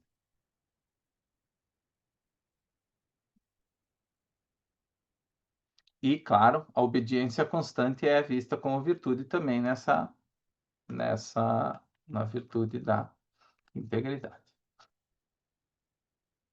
Na visão utilitarista, mudando então, a integridade é o quê? Era vista como coerência conveniente, né? Então, manter a palavra e parecer confiável, eu devo fazer isso por quê? Porque funciona bem para com os outros. Então, o foco não sou eu, são os outros. Então, é legal que a pessoa fale a verdade para mim. Então, eu vou falar também a verdade para ela. Mas não é porque é bom para mim, em primeiro lugar, mas porque é legal, porque parece funcionar. Parece funcionar. Não é um princípio. É uma coisa que eu pratico ali de vez em quando, que parece ser conveniente falar a verdade e conviver com pessoas que falam a verdade. Mas é só porque funciona bem. Como se algum momento não funciona bem e funciona bem mentir, eu vou mentir então. Então tudo muda pela conveniência do momento. Então, o homem íntegro nessa visão utilitarista é aquele que inspira confiança, mesmo que a motivação dele seja puramente estratégica. Então, como a gente viu, mentir, trapacear, manipular, pode ser aceitável se os fins justificarem os meios. Então, a mentira, por exemplo, é perdoável se o bem que causa é maior que o mal que evita. Essa é uma frase retirada de estudos utilitaristas, né? Então, vocês percebem que todas as virtudes, elas não são virtudes unicamente intelectuais, elas sempre têm, não é uma coisa que está na minha cabeça, mas sempre sempre existe uma relação com a realidade, uma relação com os fatos. Sempre existe essa ida e volta, né? Essa relação constante entre a nossa consciência e a realidade. Né? Que a perspectiva objetivista diz, só para a gente fechar? Então, a integridade é a unidade da mente e da ação. Então, é agir em conformidade com o que se sabe ser verdadeiro, através da epistemologia, em todas as situações, grandes ou pequenas. Tanto que o Pico fala que a integridade é a sanidade moral. Quando ele usa o termo sanidade, ele está dizendo que também é a paz, é o status correto, né? Psicologicamente falando. Então, o homem íntegro, ele não tem 2, 3 vidas. 4 vidas diferentes, 4 personalidades, 4 personas, né? Então, a paz interior que a pessoa íntegra sente é o quê? É o fato de que as suas ideias, suas ações falam a mesma língua, né? Falam a mesma língua.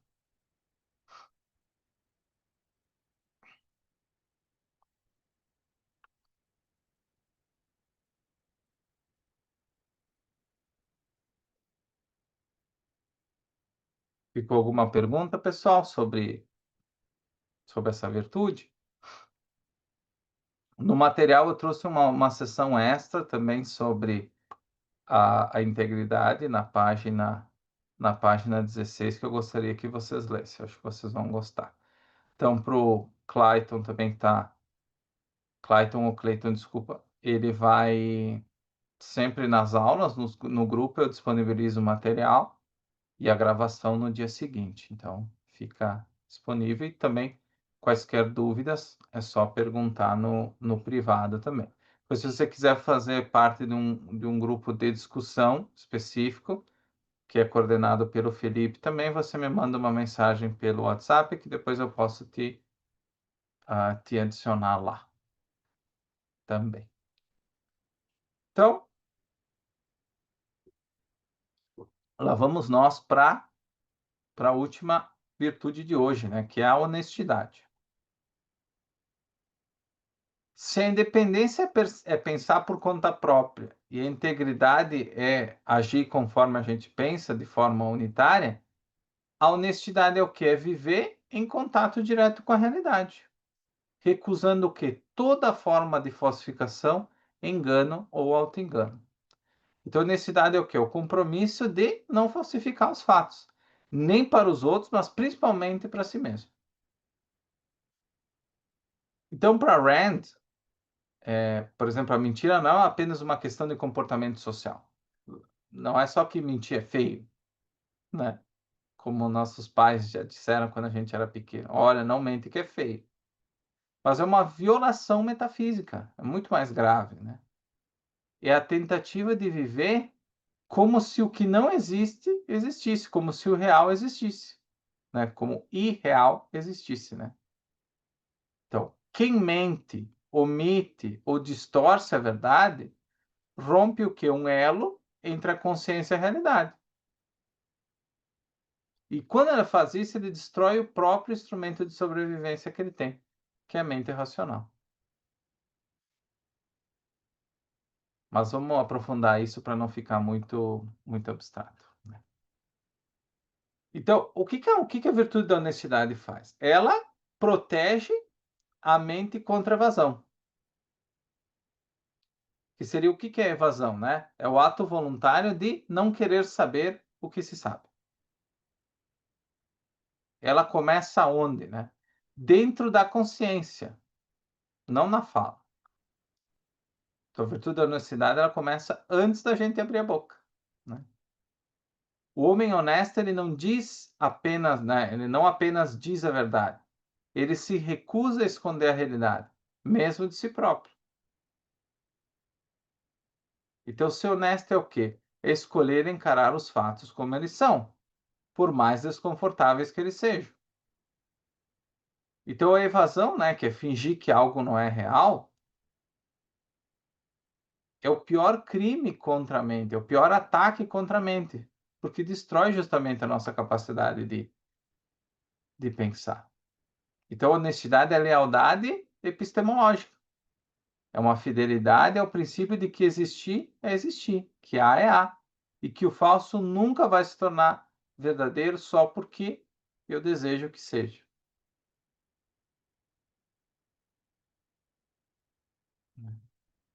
E a gente percebe que ao longo da nossa vida, não sei se já aconteceu com vocês, mas em muitos casos a gente pode, em primeiro momento, frente a situações especialmente desconfortáveis, tentar não encarar a realidade como ela é.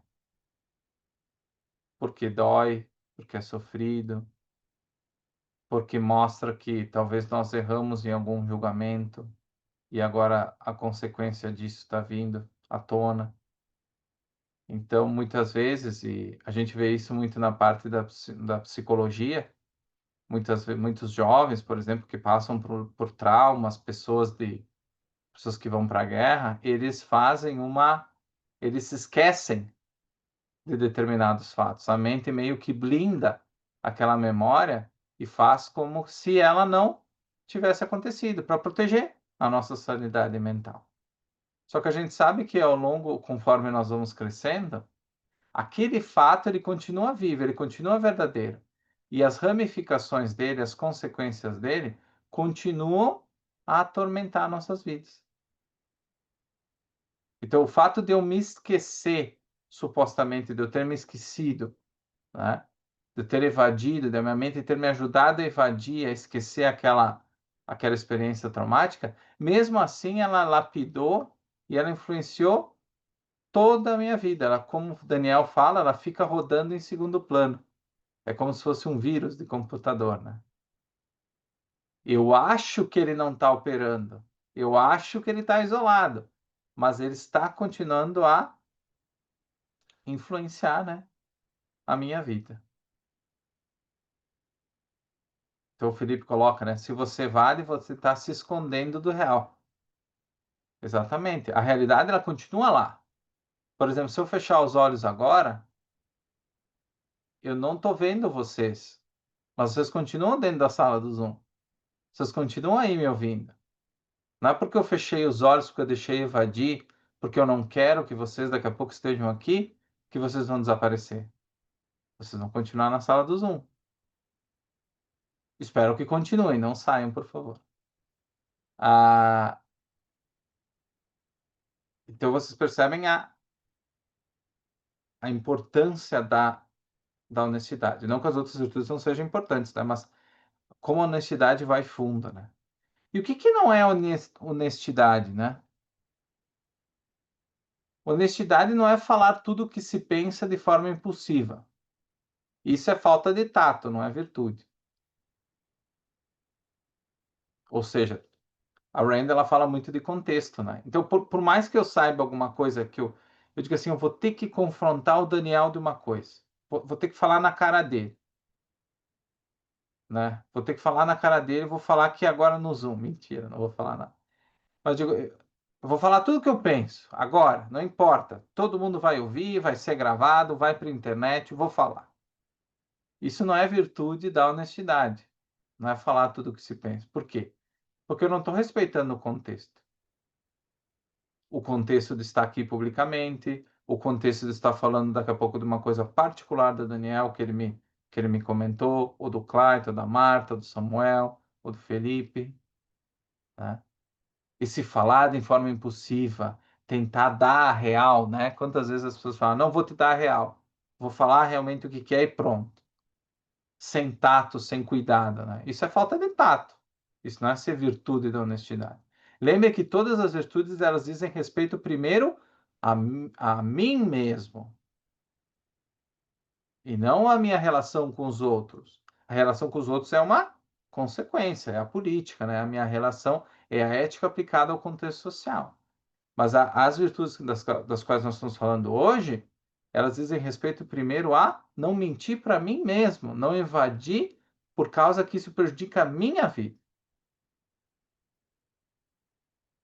E pode ser que impacte positivo ou negativamente os outros, tudo bem, mas a preocupação primária sou eu.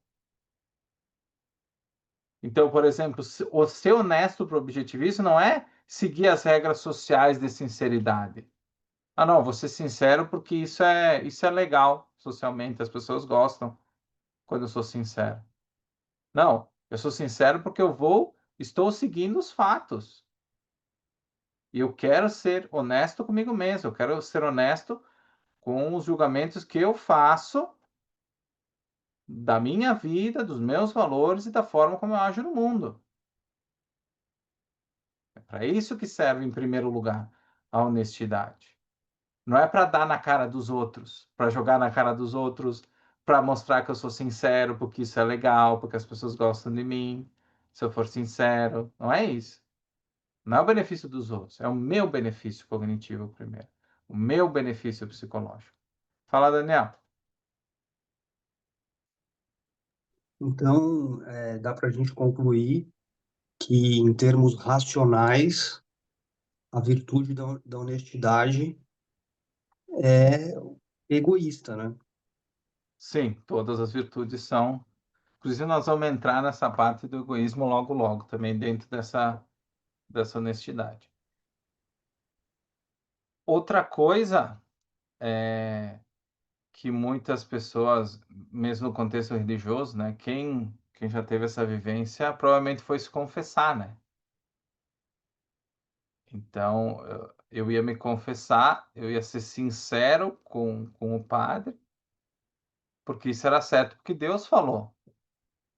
Então, eu, como bom cristão, eu precisava me confessar para confessar os meus pecados, né? Só que isso não me mantém o vínculo com a realidade. Eu não tenho que ir lá confessar, falar as minhas coisas, o que eu fiz, ser transparente moralmente, porque eu preciso, porque eu sou filho de Deus, porque eu sou católico. Eu só preciso ser honesto se eu for católico. Não, de maneira nenhuma, né? É filho de Deus, exatamente. Eu preciso ser honesto, vamos deixar isso muito claro, que a honestidade não é uma obrigação social, é uma exigência da minha existência. E como eu sei que, sendo honesto, estou honrando a minha vida, estou vivendo como um ser racional, como um ser humano, é natural que eu vou me sentir atraído e vou buscar e gostaria que as outras pessoas também fossem honestas consigo mesmos e na relação delas comigo. Sim, é verdade. Mas, em primeiro lugar, se trata da relação da virtude para a minha vida. Não adianta, por exemplo, o Daniel dizer assim, Mateus, tu é honesto. Para mim, tu é honesto. Mas eu, dentro de mim, dizer assim, eu roubar, eu enganar o Daniel, eu falar mentira pro Daniel. Não importa o que o Daniel pensa de mim. Não importa o que ele acha de mim. Importa o que eu sou. Entende? Não é uma obrigação social. O que Eu não você vou ser é honesto. contigo mesmo, né? Exatamente. Exatamente. E que bom que eu seja honesto e que a partir disso eu seja honesto com o Daniel. Ótimo. Socialmente perfeito. Que eu não roube, que eu não minta para o Daniel. Mas, em primeiro lugar, isso é importante para mim como ser humano. Porque se eu não for honesto comigo mesmo, o primeiro prejudicado, o primeiro beneficiário da virtude e o primeiro prejudicado pela virtude, pelo vício, no caso, né, pela não aplicação da virtude, sou eu. Eu que vou me ferrar. Eu que não vou ter uma vida boa. Você eu, não Daniel. Então, por isso que vocês percebem que é sempre o foco, a orientação é sempre para nós em primeiro lugar. Toda essa reflexão de virtudes é para nós. E depois o que vem em consequência da relação com os outros é outra coisa. Né? Então, por que a honestidade é vital? Né? Por que essa é uma virtude central? Primeiro lugar, epistemologicamente, né? A mente só funciona se estiver em contato com a realidade. Então, toda mentira, como a gente viu, é um ato de irracionalidade. Uma tentativa de pensar o quê? Sem base nos fatos. Sem olhar para a realidade. Eu fico aqui fantasiando na minha cabeça alguma coisa. Sem fato, sem conexão com a realidade. Psicologicamente, mentir exige sustentar dois mundos, que nem o Daniel trouxe antes, né? E o Felipe trouxe aqui nos comentários o caso do Bernie Madoff. Um mundo falso e um mundo real. O que isso gera psicologicamente? Culpa, tensão, perda de autoconfiança. Tanto que o próprio Bernie Madoff, depois de passar anos dando golpes em milhares de pessoas, ele disse que o melhor momento da vida dele foi quando ele foi preso. Foi quando a realidade, né, a verdade se revelou e ele pôde largar todas aquelas mentiras que ele tinha tido que sustentar ao longo de tantos anos. Muitas pessoas podem dizer, não, mas ele teve muito dinheiro, ele teve barcos, ele teve propriedades. Mas sobrou o que disso? Nada. Não sobrou nem a família. Todo mundo se afastou dele, né? E quando eu vivo de uma forma desonesta comigo mesmo, eu não tenho confiança em mim e eu começo a desconfiar de todo mundo que me rodeia e do mundo ao meu redor. Eu me torno um cético. Porque eu começo a ver, se eu vivo assim, será que os outros não vivem assim também? Eu estou enganando o Clayton, a Marta, mas se eles estiverem me enganando também? Porque eu começo a acreditar que eu só consigo viver de forma desonesta comigo mesmo. Que o mundo é injusto, que o mundo está contra mim. Então eu vou evadir, eu vou agir de forma desonesta comigo mesmo, para talvez tentar alguma vantagem temporária ou alguma coisa do tipo. E eu vou começar a criar essas mentiras para mim mesmo, a criar mentiras para os outros. E aí eu me perco nas minhas mentiras, aí eu já não confio mais que outros que estejam se relacionando comigo estão falando a verdade, porque eu minto, será que eles não estão mentindo? Eu entro numa paranoia problemática, né?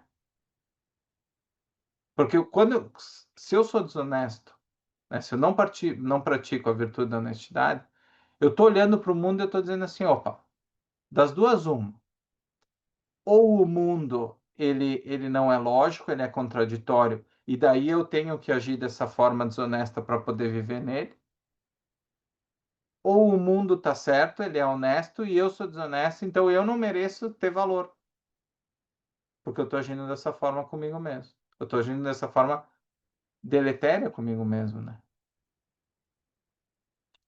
Então, tudo que gera essa divisão, como a gente viu na virtude anterior, justamente traz essa ideia de fragmentação, de problema a nível psicológico, de problema a nível moral, né? Então, quando a gente mente, né, a gente tenta fazer da consciência criadora da realidade, a gente tenta projetar as nossas fantasias, os nossos desejos na realidade. Criar um mundo paralelo, né, que não existe. Então, isso é bem... E é por isso, né, que a honestidade é uma forma de egoísmo racional, como o Daniel trouxe. Não mentir não é altruísmo, é uma autoproteção da nossa mente. E olha que legal, o desonesto pensa que engana os outros, mas ele engana a si mesmo primeiro, porque ele está indo contra os fatos e contra a realidade. O engano começa nele mesmo. No curto prazo ele pode lucrar, por exemplo, mas no longo prazo ele vai cada vez mais se afastando do que é real. E de toda eficácia, de toda ação que depende dele. Como a Rand fala, né, o falso ele não pode ser vivido. Não pode. Fala, Daniel. Eu imagino que quem acabe vivendo dessa forma, né, de forma divorciada da realidade, isso tenha por mais que ela colha benefícios no curto prazo e até se acostume a lidar com isso e a ser assim, eu acho que isso necessariamente, eu imagino que tenha um custo em termos de autoestima para essa pessoa. E, enfim, é como se ela se acostumasse a viver com uma autoestima abaixo do que ela deveria ter como ser humano. E isso não é bom, né? Porque ela não vive a vida com toda a plenitude de experiência, de felicidade que ela poderia ter. Exato. Exatamente. A gente vê que a nível psicológico, por exemplo, né, quando você vive fantasias, quando você vive evadindo certos fatos sobre a tua vida, sobre as tuas relações, normalmente você tem uma autoestima baixa, você ou tem ansiedade, ou tem depressão, ou coisa pior, né? Ou comete atos piores ainda. E, e normalmente você fica doente, né? Tem todos aqueles efeitos psicossomáticos. Então nós conseguimos perceber ao longo do tempo que a nossa vida realmente essa questão integrada, né? Então toda vez que tu vai contra a tua vida, né, no caso não praticando uma das virtudes ou indo em contra diretamente de alguma virtude, como esse exemplo de mentir, você realmente acaba colocando em risco a tua própria vida, né? Pouco a pouco. Não é uma coisa não é um ato de desonestidade para consigo mesmo que vai te levar à ruína, mas é essa sequência de atos, né? Essa forma de operar, essa consistência da mentira, né? Você mente todo dia, vai mentindo, isso vai te destruindo, né? Essa evasão, ela vai te destruindo ao longo do tempo. E, como não pode deixar diferente, a honestidade, né? Um lento suicídio, exatamente como o Daniel coloca ali. A honestidade também aparece na religião, por exemplo, né? Mas como é que ela aparece, então, nesse contexto? Na moral religiosa, a honestidade é um dever sagrado imposto por Deus, tanto que existe um mandamento, né? Não mentirás. Então, você tem uma obrigação moral de dizer a verdade para obedecer uma lei divina, para obedecer um mandamento, para você assim não pecar. Então a motivação de não mentir, ela vem de fora. Por exemplo, medo da punição, desejo da aprovação de Deus, né? Tanto que, por exemplo, no Evangelho de João aparece o diabo é o pai da mentira, né? Não dirás falso testemunho contra o teu próximo. Isso aparece em Êxodo. Então, nessa perspectiva, o homem é honesto não porque ele compreende que o falso é autodestrutivo, como a gente estava falando até agora, mas porque Deus proibiu mentir. Então, assim, a virtude é reduzida à obediência moral e não à compreensão racional da realidade. Não tem vínculo nenhum com a realidade. Tanto é que, por exemplo, vamos supor que um sequestrador bate na porta aqui de casa e ele pede assim: onde está o seu filho? Se eu mentir nessa situação como objetivista, eu vou estar agindo de forma moral. Vai estar tudo ok. Por quê? Porque dentro desse contexto, o que é correto, o que é moral é eu mentir. Porque senão esse criminoso vai levar embora o meu filho. Ou vai matar o meu filho, vai matar minha esposa, não sei.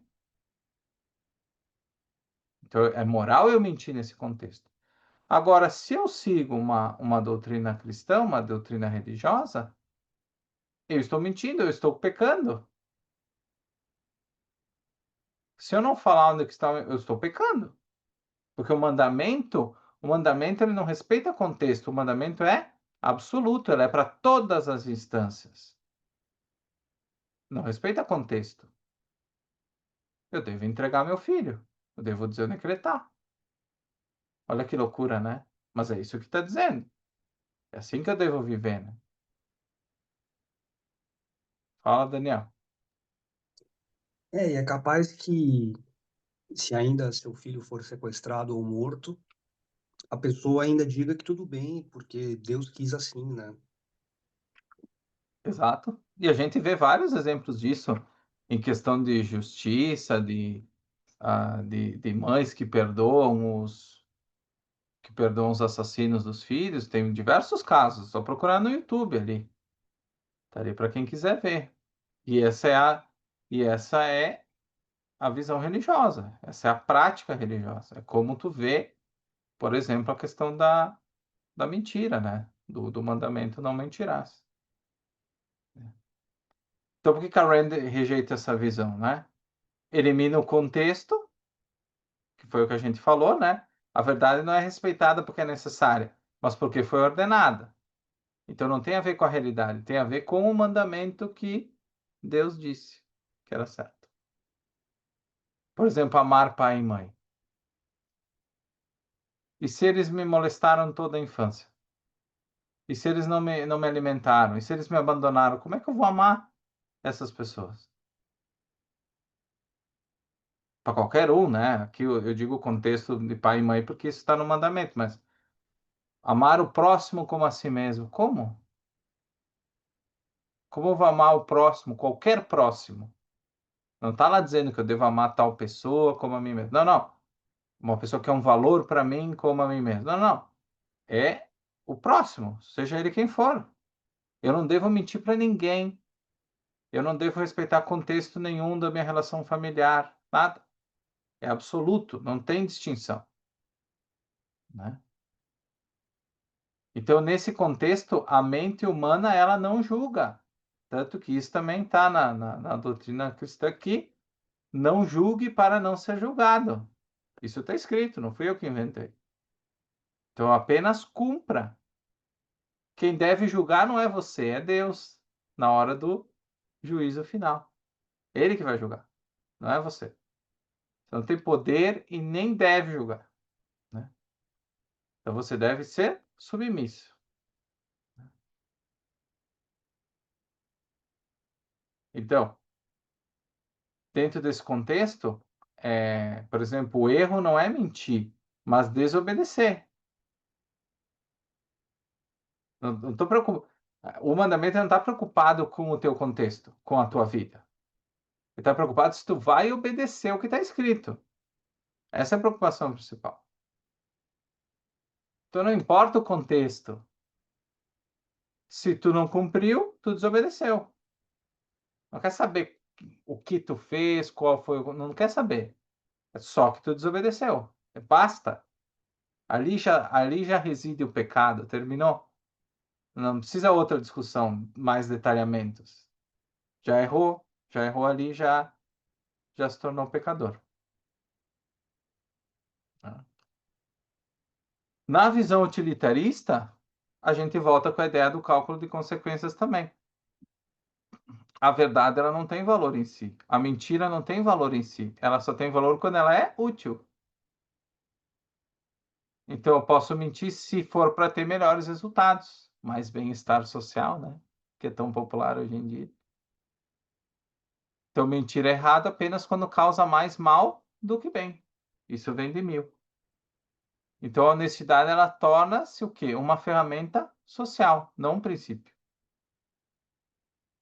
Então, se essa honestidade, se ser honesto gera um bom efeito coletivo, ótimo, tá válido. Se não gerar, se mentir for gerar um melhor desempenho naquele contexto, vamos mentir. Né? Se gerar um melhor efeito coletivo. Né? Por exemplo, um governo que esconde dados sobre uma crise para evitar pânico. Por exemplo, a condição fiscal, no caso do Brasil, né? Para não evitar a corrida de bancos, para as pessoas não forem correr lá pegar dinheiro do banco. Ele está agindo dentro de um princípio utilitarista de forma moral, porque o resultado imediato é a estabilidade, ninguém vai correr para pegar o dinheiro no banco. Só que para o objetivismo isso é imoral, porque tu está corrompendo a mente individual e o público como um todo. E tu está fazendo com que as pessoas, né, elas desconfiem da realidade, elas percam a confiança na realidade. Ela perca a confiança no que ela está vendo. É como quando você vai no mercado e você volta para casa e diz assim: Nossa, mas aumentou muito a inflação, as coisas estão muito mais caras. Mas aí tu olha para a TV e diz assim: Não, a inflação do ano foi 6%. Aí tu começa a pensar: Não, mas como assim 6%? Se aumentou 30% o meu gasto da minha renda no mercado. Mas como está só 6%? Então a pessoa começa a gerar uma desconfiança da realidade. Uma desconfiança com relação a mim mesmo também. A minha capacidade cognitiva. Porque o que eu estou vendo e o que eu estou fazendo julgamento não bate com aquilo que a autoridade está falando, com aquilo que a estatística está dizendo. Aí você vai dizer, não, tem alguma coisa errada. Ou eu que não entendi, né? Porque a realidade ela continua sendo o que ela é. Todas as duas, uma. Ou eu não entendi, ou aquelas estatísticas estão erradas. Ou eu não sei comprar, ou eu compro coisa muito cara. Tem algum problema aí. Tem alguma dissonância ali na comunicação, né?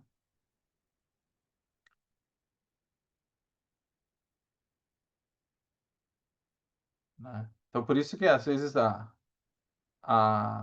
um dos motivos que a Rand rejeita também a parte do utilitarismo é justamente isso, né? Porque o pragmatista ele entende que mentir um pouquinho para manter estabilidade, isso eu vou mentir um pouquinho para manter tudo estável. Eu vou continuar sendo racional, mas eu vou mentir só um pouquinho. Hoje eu só vou dar uma distorcidinha aqui na estatística, mas amanhã vai dar certo. Amanhã vai dar tudo, o mercado vai se ajustar amanhã, misteriosamente, com todas as intervenções governamentais, mas amanhã vai baixar. Outro ponto, hoje de manhã eu estava assistindo o jornal e estavam falando dos produtores de arroz, que então a Conab, se eu não me engano, são tantas instituições, eles estavam pedindo para que a instituição governamental comprasse e estocasse o arroz para diminuir a oferta e fazer subir o preço. Só que o fato da realidade é o quê? Que o preço baixou porque houve muita oferta. Então a resposta do governo não deveria ser interferir no preço, porque o preço está certo. Ele está trazendo a realidade da relação de oferta e demanda.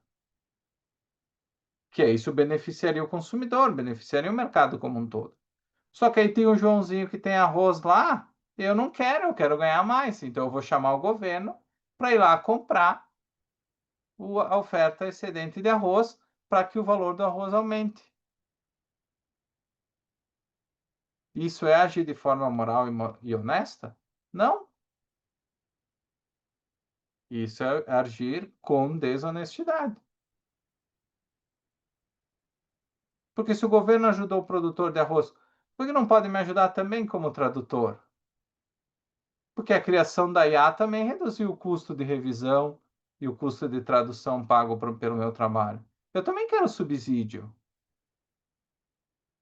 porque eu também perdi dinheiro.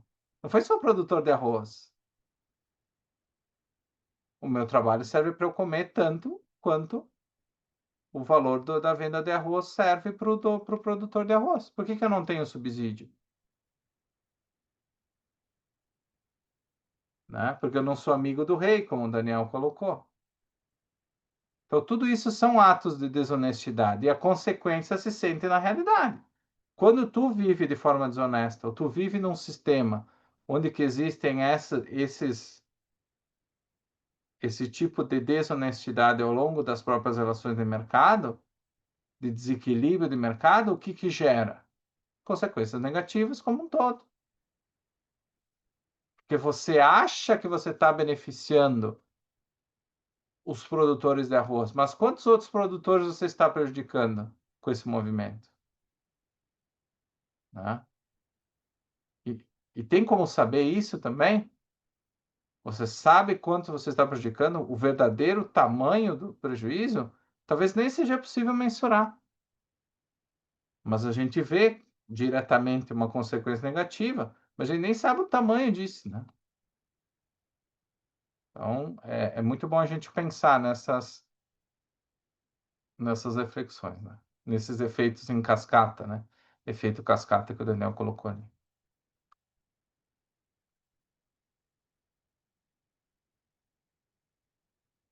Então, pessoal, é bem importante. Basicamente, hoje o conteúdo da nossa aula foram essas 3 virtudes. Espero que vocês tenham gostado dessa reflexão, né? E eu trouxe mais 3 exemplos também no material, aqui na página 19, bem no finalzinho. Os exemplos de IA e responsabilidade ética, manipulação de identidade online. Então, tudo, como é que isso tem a ver com a virtude da honestidade? Isso eu deixo para vocês consultarem ali, para vocês terem um gostinho do material também. E para nós fecharmos, então, com chave de ouro, sempre tenham em mente, na semana que vem nós vamos terminar as últimas 3, mas sempre tenham em mente, pessoal, que a virtude objetivista, a discussão das virtudes, ela diz respeito, em primeiro lugar, à nossa relação com a realidade. Em primeiro lugar, a minha relação com a realidade, a relação do Daniel com a realidade, com os fatos da realidade. As virtudes objetivistas não são virtudes de dever, não são virtudes pré-prontas, não são mandamentos, não são imperativos categóricos. São meios ativos da nossa relação com a realidade, para nós vivermos na Terra. Então, se tem consequências para os outros, nas nossas relações com os outros, isso é secundário. Em primeiro lugar, é a consequência da nossa opção por lidar com a realidade ou não. Então, se nós praticamos a virtude, nós temos o meio para lidar de forma objetiva com a realidade, de forma racional com a realidade. Mas isso também é uma escolha. Você pode escolher não fazer isso, né? Ou você pode escolher outras formas de adotar outros tipos de virtudes, né? De outros métodos, né? De outras tradições das quais nós conversamos hoje. Mas é bem importante notar e sempre fazer essa pergunta: o que é independência para mim? O que isso significa para mim? A aplicação disso na minha vida. Eu sou independente? Essa é a pergunta. Eu sou independente? Eu sou honesto? Eu sou íntegro? Eu. Esse é o foco A orientação é para mim, é eu saber responder isso com relação à minha vida. E em segundo momento, eu vou procurar me relacionar com outras pessoas que talvez incorporem esses mesmos valores e tudo mais.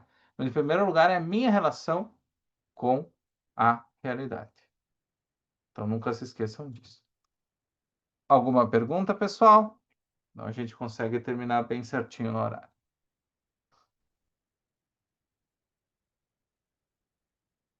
Exatamente, Daniel, que uma frase muito bacana. Eu sou o agente primário da minha vida. É exatamente isso. Então, pessoal, uma ótima noite. E amanhã cedo já fica disponível a gravação e o material para vocês aí. E qualquer dúvida, claro, só mandar uma mensagem ali no privado.